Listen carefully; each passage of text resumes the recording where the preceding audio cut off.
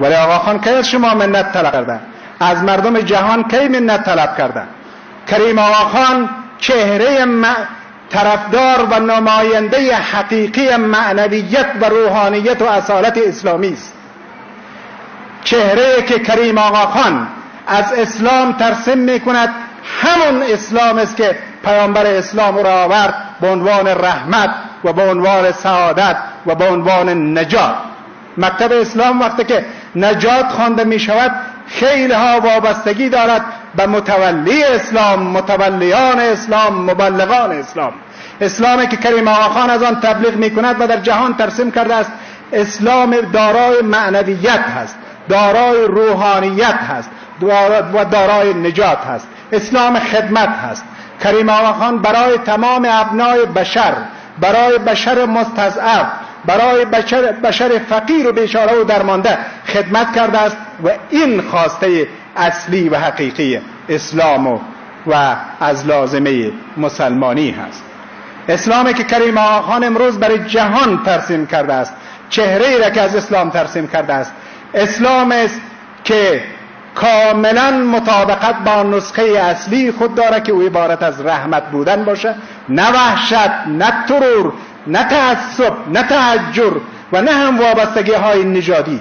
کریم آقا خان همچون پیامبر بزرگوار اسلام فارغ از دغدغه های نژادی برای سیاه و سفید و زنگی و برای زرد و برای همه او خدمت میکند، برای کفر و مسلمان و برای همه. هیچگاهی هم منت به کسی نمیگذاره که شما حتما به این پیرو فرقه اسماعیلی شین بعد ما برای شما خدمت میکنیم. بر اساس فیصدی اگر شمرده شود چقدر از برادران هزاره ما در سرتاسر افغانستان یا در بامیان فیصدی پیروان اسماعیلی را تشکیل میدهد. اما شفاخانه ای که برای بامیان به همت و حمایت کریم آقا خان ساخته شده است برای کل بامیان است، اما هیچگاه از شما منت طلب نکرد. بس زودترین وقت مجهزترین، خوبترین و معیاری ترین شفاخانه را ساخته است که در قبال آن نه دسته از جاسوسان است که برای کریم آقا خان جاسوسی کنه و نه هم وابستگی به کدام سازمان اطلاعاتی داره و نه هم کدام هدف سیاسی داره و نه هم هیچ گپ دیگر، صرف خدمت برای بشر، صرف خدمت برای بشر. در آفریقا، در آسیا، در اروپا، در کانادا، در آمریکا، در هر کجای جهانی که آقا خان خدمت برای مردم میکنه جز خدمت هیچ هدف دیگر را نداره. آیا این اسلام سازگار با نسخه اولیه خود هست یا اسلام تعصب یا اسلام نژادگرا یا اسلام فضیلت‌های موهومی که فضیلت‌های موهومی را برای خود بتراشد و بخواهد و از دیگران هم تمکین طلب کند؟ و کریم آقا خان افتخار جهان اسلام و افتخار برای تمام بشر بر اساس عملش هست. در اسلام هم عمل معیار هست، جز عمل هیچ چیز دیگر معیار شده نمیتواند.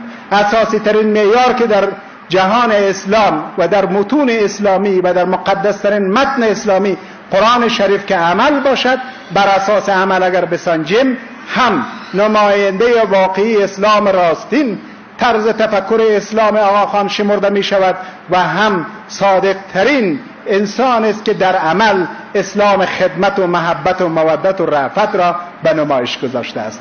بار دیگر 60مین مسند نشینی شاه کریم الحسینی آقا خان حاضر امام فرقه اسماعیلیه را به جناب خودش و تمامی پیروانش در سطح جهان و برای تمامی پیروانش در افغانستان و برای تمامی پیروانش در ولایت بامیان تبریک و تهنیت عرض می کنم و از همین تریبون از خدای پاک استدعا می نمایم که توفیق بیشتر خدمت و طول عمر برای ایشان عنایت فرماید و همچنان تأکید می کنم که اداره محلی بامیان و طرز تفکر در بامیان نه بر اساس دگم و تعصب و تحجر بلکه خیلی ها قرابت و شباهت و نزدیکی دارد به اسلام معنویت و به اسلام رأفت و به اسلام باز و به اسلامی که همه در آن خود را راحت احساس کند.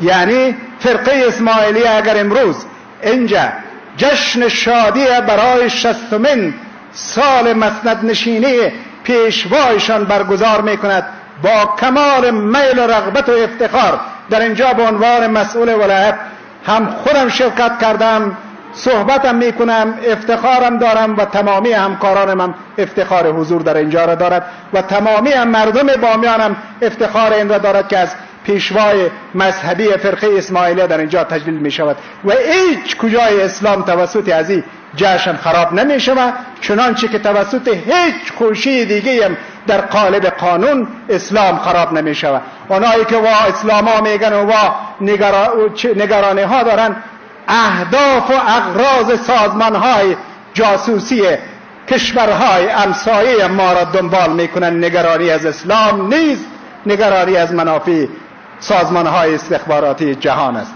و السلام علیکم و رحمت الله و برکاته.